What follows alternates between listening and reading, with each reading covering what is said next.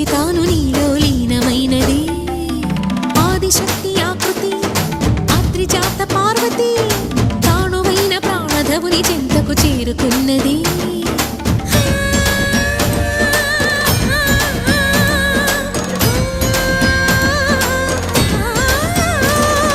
భవుని భువికి తరలించేలా ధరణి దివిని తలపించేలా